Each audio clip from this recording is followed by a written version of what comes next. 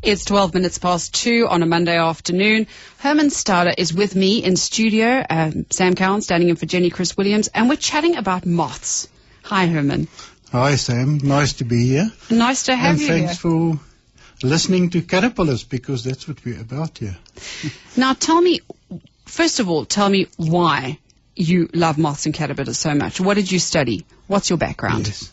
You know, Sam, since this is something that's almost like a terminal disease, once it's got you, it'll stay with you for the rest of your life. I was a little boy and I was running around after butterflies and moths. My parents didn't really know what this little kid was all about, and it sort of stayed with me ever since. And it's been a passion and it's been a hobby. I'm an engineer by profession, and we build buses, so it's something totally different. But the passion is something that really keeps on you, and it's just an endless fascination with life. And who do you represent? Is there a body of moths? And I know they don't call them, it's Lepidopterist. Yes, yeah. You have a explain society it for me. called the Lepidopterist Society of Africa, which is a long word. In Gauteng, our branch in Gauteng, we just call ourselves the Butterfly and Moth Club. Okay. Which is a little bit more easier to divulge. Yeah. And I was reading over, you're putting together this absolutely gorgeous book, Moths of South Africa. And I was reading about it, and I saw that apparently only 10% of South Africa's moth caterpillars are known to science.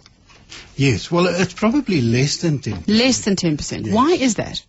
And I think for a long time, there were some passionate caterpillar breeders in the previous century, and they did a lot of work, but only a very few people, only really a handful of people. And of course, Lepidoptera, the moths, are hugely diverse. We know very, very little about the moths themselves. We have described for Southern Africa probably just under 9,000 species, which is hugely more than all the mammals and all the birds and everything put together. And then we actually know of a few hundred that have not yet been described by science. And judging by the way we're finding new species all the time, we haven't reached any numbers that we can say how many moths you would actually find in South Africa. Talk to me about why they're important. Because for most people, a moth is something that gets in the way when you're reading and you're using a small light. Or it's a butterfly that is hairier than normal and only comes out at night. Or it's something that flies in and sits on your wall for many hours or even days at a time. Tell me why moths are important. Well, if you look at why moths are important for the ecology and for ecological communities, is that because they are so diverse and their dietary requirements are that they feed on specific plants. All moths don't just feed on any plants. As you know, when you were breeding your silkworm moths, they were only feeding on mulberry and a few other leaves. You couldn't feed them anything. And this is really what moths is all about. They find their way into virtually every little niche in an ecological community. And they keep the balance, so to speak, of that community. If you look at, for instance, the alien invasive plants that we're getting, things like the black wattles and so on, they're not a problem in the native Australia, because the moths that keep them intact didn't come with them. Okay. And by the same token, something like our sweet thorn, the Acacia carew, is a problem in Australia. It's not a problem here, because we have the moths that keep those numbers down. How do they keep the numbers down? Because that I find fascinating. What is it exactly that they do? Because for me, this is a very new subject. Well, they really do it by feeding on these plants. And because they are so numerous and they breed extensively, you can create millions from one female in a couple of years. They really have an impact on the plants. And you have this arms race, so to speak, between the plants and the moths. And the plants develop defensive chemicals against these moths, and then moths find ways of overcoming them. And in this way, well, you know, the pharmaceutical industry is based on chemicals that are derived from plants because they were trying to defend themselves against the moths. So moths are actually a lot more powerful and important than anyone realizes. Oh, yes, very much so. And hence this new project. Yes. Now, tell me about the project. And by the way, if you've got any questions for Hermann Staude, it's 883-0702. I know I'm finding it curious that there's so little known about moths, and yet they do appear to be so important. So tell us about your new project. Yes, thanks, Sam. The Lepidopterist Society, we run together with the Animal Demography Unit of the University of Cape Town. We run a virtual museum where people actually send in images of their butterflies, and then we identify them for them, and we get the data because the distribution data is so important. And this was part of the Butterfly Atlas project, which we ran together with Sanby and the university. Okay. People started sending in moth pictures as well, because they thought these were butterflies. And then they saw, they got names for them. So all of a sudden they started sending in the moths, not because they think they're butterflies, because they wanted names for them. And this almost happened spontaneously. And we now have almost 2,000 images sent in by the public of moths, and a lot of those are caterpillars. Okay. And we began to realize that we can't really give people names for these caterpillars because we just simply don't know, but people are interested. How do you know that it's a moth caterpillar as opposed to a butterfly caterpillar? Well, the butterflies are so few, and the butterflies are really just one group of moths. They happen to have a different name. So it doesn't really matter whether you have a butterfly or moth caterpillar. But because there are lots of butterfly books, and we're now writing the rest of the Lepidoptera, we call them moths, and so we're excluding the butterflies for now. But it's not really important. I think the important thing is that people do see these caterpillars. They don't know what it is, and they want to know, and this has really changed. So in writing the book, we learned from this virtual museum because we see what people see and what they don't see. Because we as lepidopterists look at it in somewhat differently. So we thought, well, we need to feature more caterpillars in the book. Yes. And then we looked in our database, and we've built up a database of over 30,000 images which we can use for the book. Wow. But we found that we had virtually nothing about the caterpillars. We only had 170 different species for which we had caterpillar pictures. So what are you asking the public to do? So we decided we'll put out a challenge. And we said, myself and Douglas Crwys, who is my co-author, we decided we're going to breed as many of these caterpillars in this coming year as we possibly can for the book. But we want South Africa to help us. So we put out a challenge to Team South Africa, and anybody can become part of Team South Africa, that we challenge them to rear through more species and more rearing experiments for the coming year than what the two of us can. Okay. And if Team South Africa wins, then there's a scoring system for individual participants, people who are part of Team South Africa. And the winner will get a 20,000 Rand cash prize, and the runner-up will get a week's holiday in the garden route in a private house. So there's some nice prizes just to spice it up a little bit. Just to take photographs of caterpillars. Just to take photographs Which is pretty cool. But also to rear them through. Well, that was what I was going to ask, because you can't just take a picture of a caterpillar and send it to you. There's got to be all sorts of stuff around it. No, because we're already getting hundreds of those in the virtual museum, and we can do nothing with them because we don't know what the adults are that they're going to come. Yes. So what is it exactly that you need? Because I can't just go out and, as I say, snap a picture of a caterpillar. No, what you can do is just, if you find a caterpillar in the field, then take it home in a container with some of the plant that it was feeding on. Okay. And then look after it like your baby. You all know how to do it because you did it as kids with silkworms. Silkworms, yes. They train you for many things. And you take it through. If you've got a problem, then you can email us and we will help you with whatever can happen. And you take it through and you let it become a pupa. And when the adult emerges, then you keep that adult and you send that information to us together with the host plant that it was feeding on, because that's vitally important. And then you've done a submission. So It's as easy as that. So really, you're looking for somebody to babysit a caterpillar and send you some pictures. That's exactly what we want to do. Troy's on the line from Boxburg. Troy, you've got a comment on on caterpillars. Yes, hi Sam. Question for him. And I was in the garden on the weekend, and it looked like there was a spider hanging out of the tree. And we had our grandson with us. And when I said to him, look at the spider, when I actually went close, it was a caterpillar hanging. It must have been about 2 meters from out of the tree. And when I tried it, I hooked the web with my finger.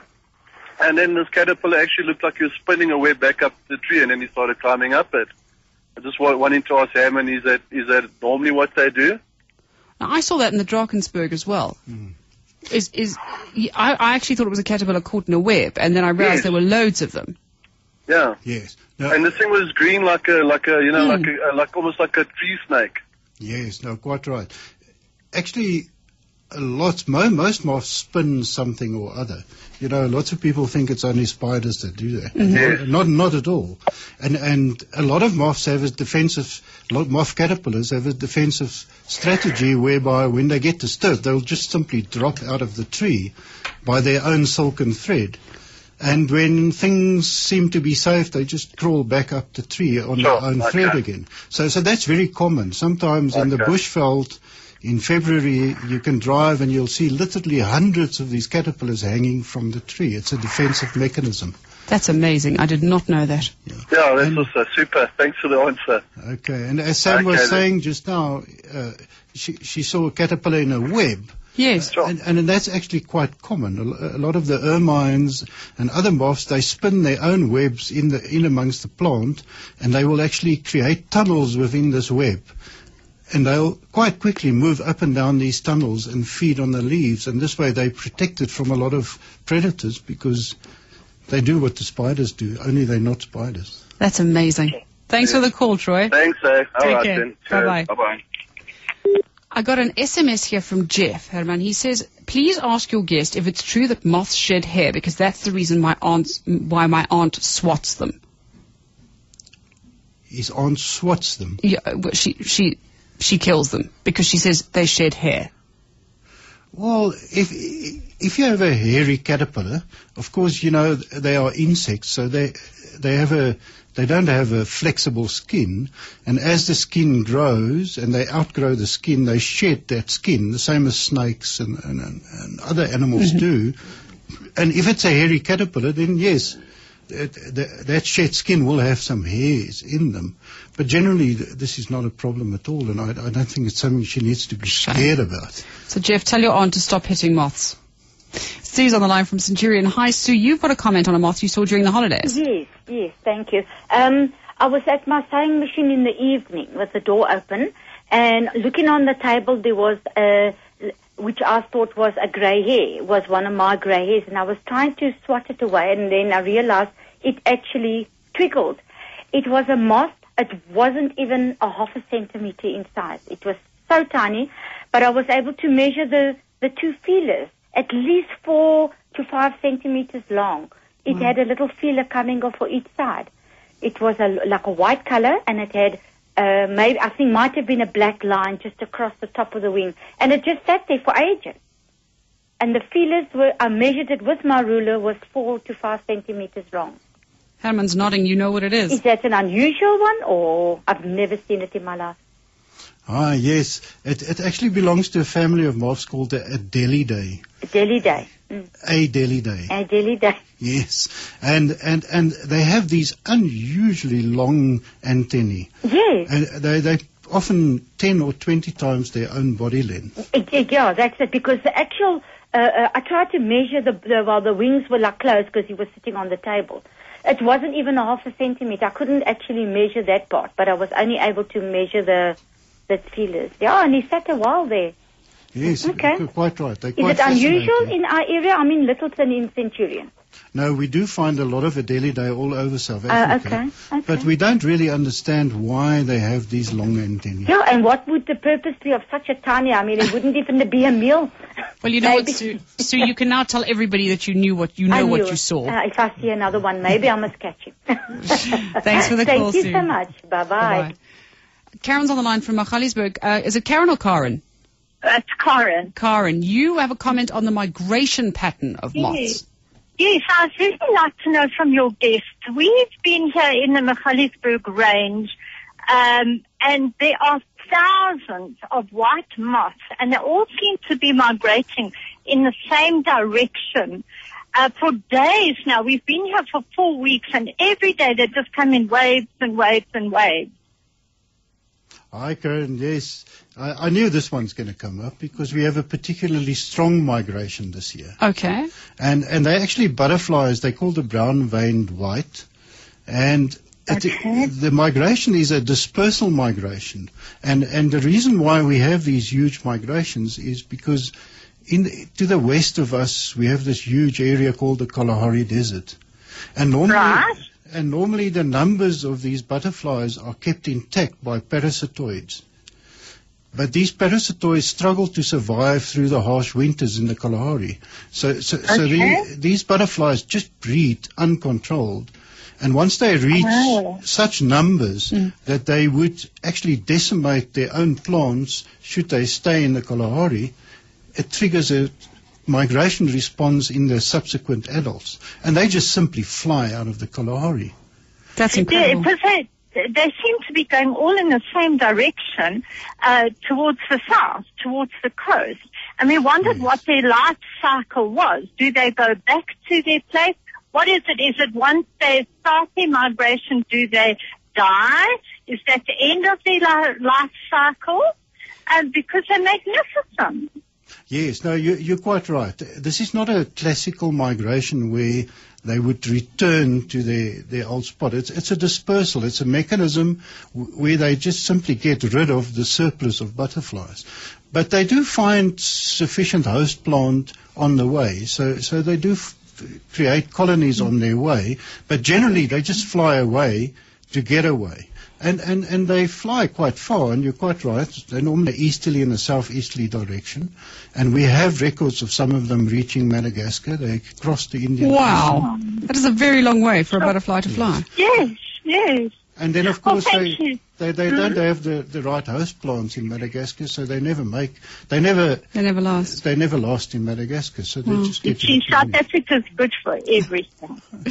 And so say all of us. Thank you for the call, Karen. It's 28 minutes to 3 on Monday afternoon. Hermann Staude in studio with me today. He is talking to us about moths. There is a great moth caterpillar hunt challenge, and there's a very good reason for it. He is with the Lepidoptera Society, and he's chatting to us today about moths and their importance. And I must be honest, when I first saw this, I thought, well, surely everything would be catalogued by now.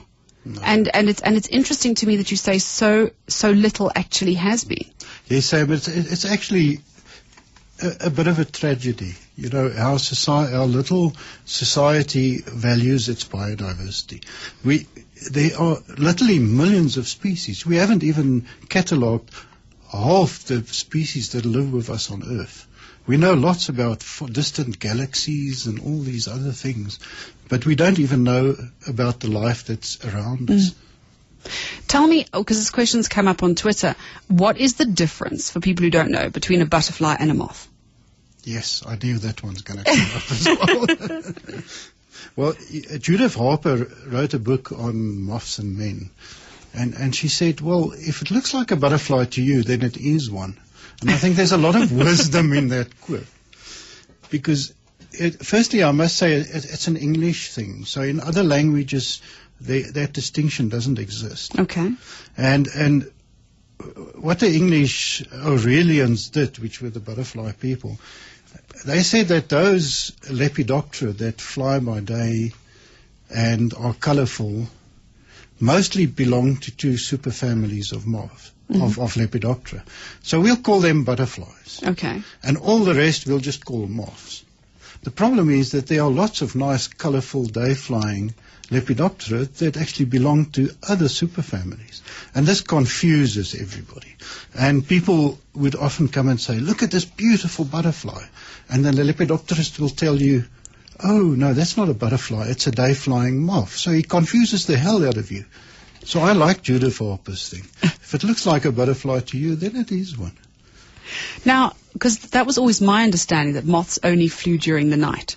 And yet you say no, there are the day flyers as well. They're not like vampires, they can come out during the day. Oh yes, very, very much so. A lot of them do fly by day. And then, of course, when they become diurnal, they don't become diurnal for nothing. They need to have protection against birds and other predators. So generally, they would only become diurnal if they sequestered some sort of a toxin from their host plants which protects them from predation from birds and things.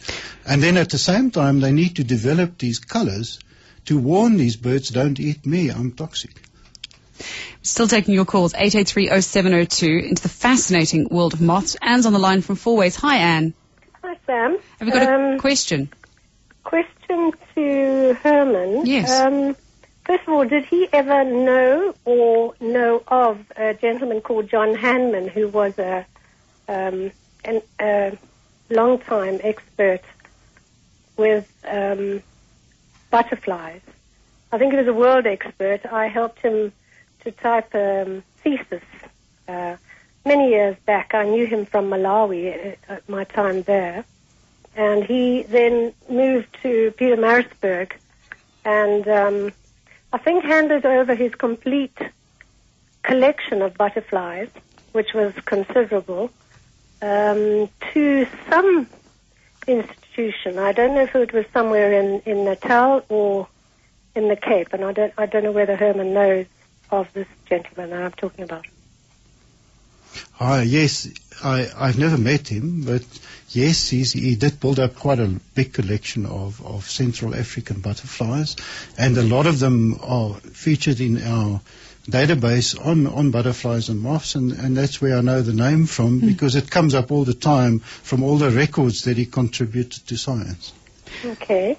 And you had another question. I have, yes. I'm trying to find out at the moment which plants, and so far I've managed to find that the Buddleia folia salvia or salvia folia is of interest to butterflies. I'm trying to find out plants, not necessarily huge trees, which attract butterflies. Butterflies or moths, Anne? Butterflies. Butterflies.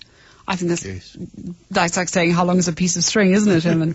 Yes, well, the Buddleia is, of course, a wonderful plant because it's a very rich source of nectar. And nectar sources, of course, will attract butterflies to your garden. But they got to be around in the first place. So very often it would be a good strategy to actually plant host plants in your garden that the butterfly caterpillars feed on. And by doing that, you're joining a growing group of people who see their gardens as biodiversity centers, and they get excited when they find new life forms coming into their gardens. Yes. And it's really a fantastic hobby. There's a woman in Yorkshire in England who for 30 years recorded all the life forms of animals that come to her little garden, and it's just a normal garden in the middle of England, and she recorded over 2,600 species of animals coming to her garden, and a lot of people are doing this. And then, of course, once you get excited about all the things in your garden, you can start planting things to encourage biodiversity to come into your garden. And once you get these caterpillars coming in, of course, you start getting the birds and everything else. Yes. And you start recreating a little bit of an ecological community. Which is interesting because Peter's on the line now from Pretoria, and thanks so much for your call. And he's got a really good question based entirely on what you're saying now. Hi, Peter. Hello, good afternoon, Sam and Herman. I've got a question because the bees are affected by electromagnetic pollution from cell towers and especially other wireless gadgets. I wonder how are the butterflies and the moths affected by this? And it's one thing to try and make a little ecosystem in your garden, but he raises a very good point.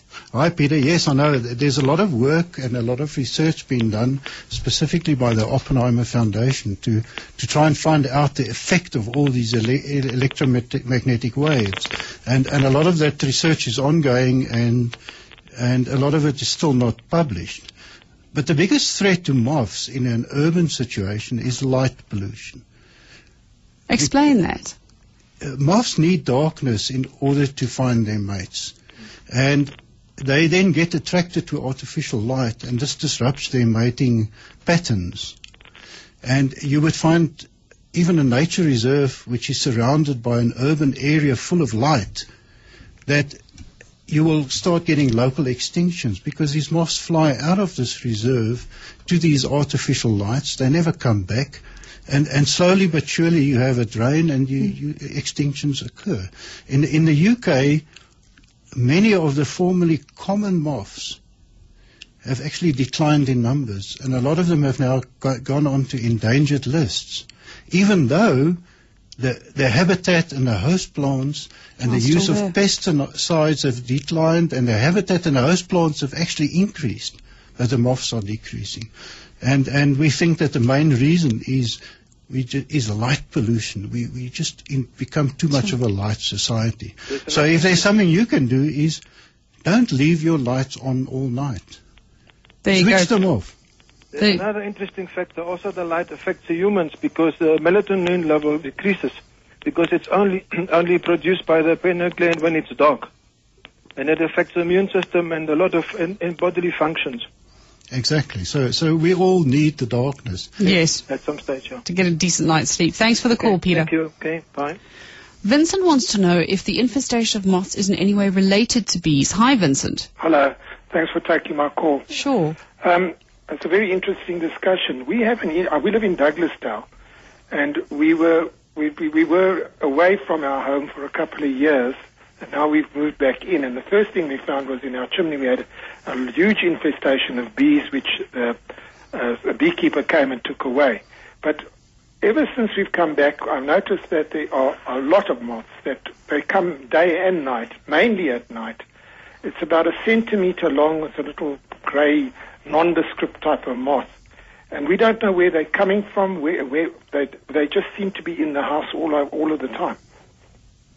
Hi, Vincent. Yes, it could very well be your beehive, because there are some small grey nondescript moths of the family Crambidae where the larvae actually feed inside beehives, and they will feed on the wax and now, all are the those secretions moths, of the bees. are there any problem to us as far as eating our clothes in the cupboards or something like that?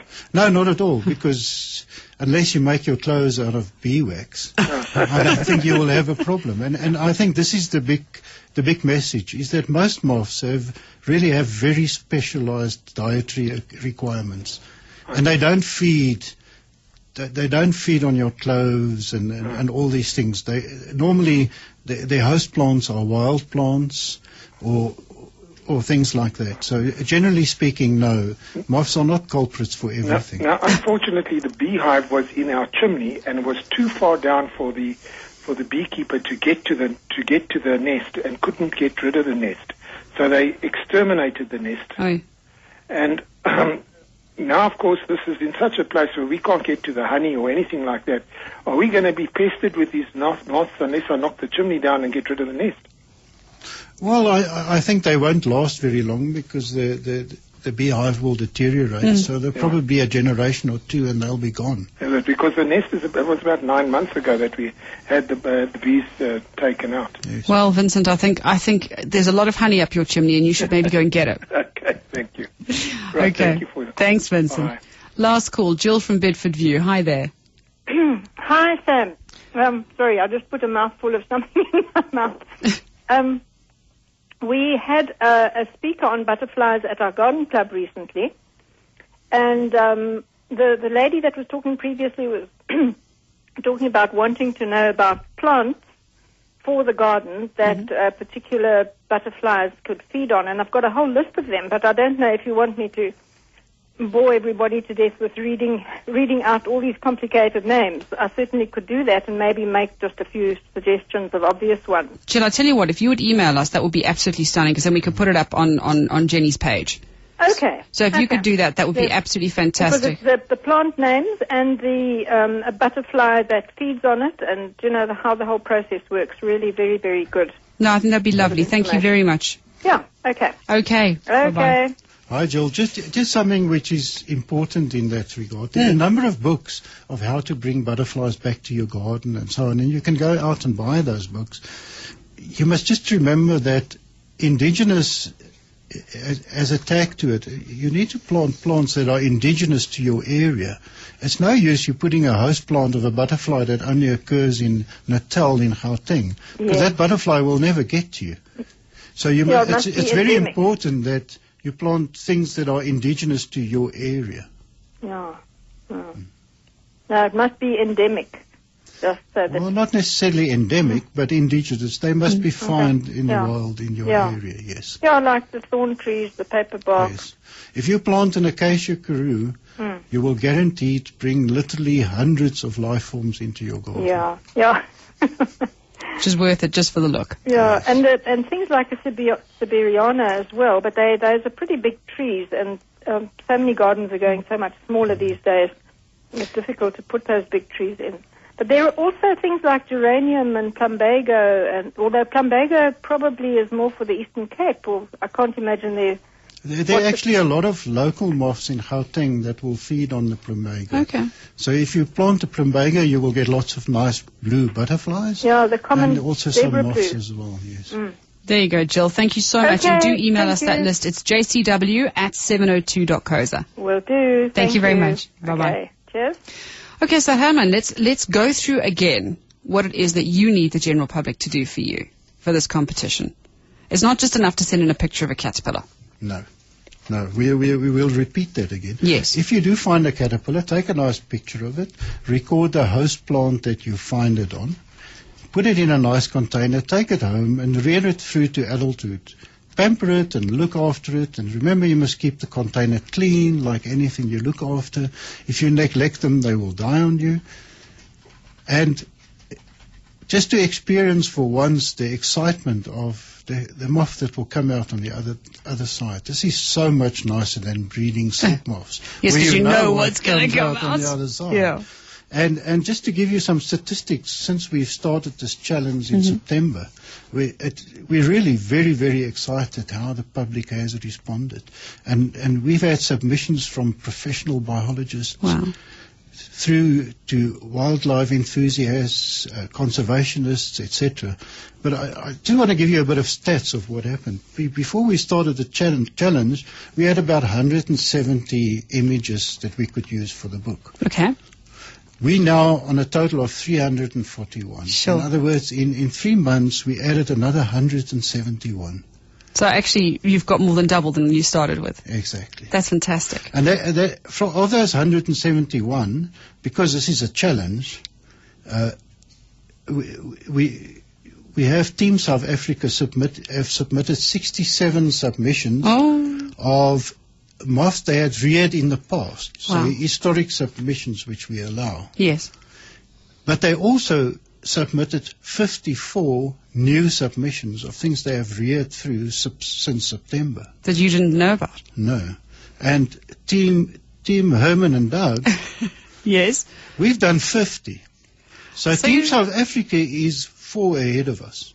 Oh, so it's getting close. But we're telling Team South Africa that they better watch out, because we have at least another 70 pupae waiting to emerge. And you just don't know what's coming out of those. If they don't pull up their socks, they're going to lose. And if they do lose, then the money will go to conservation of our threatened and endangered butterflies. Well, in that case, then no one really loses, do they? No. Thank you so much for coming in and chatting to us. That is Hermann Staude. He is from the Lepidopterist Society of Africa. They do have a website. Hermann, do you want to do the honors, or shall I? Yes, no, I will do that. It's easy. It's lepsoc, lepsoc.org.za. And you can go there for all the details you need. And thanks so much. You've opened up a nice window on a world I knew almost nothing about. Thank you for letting us in.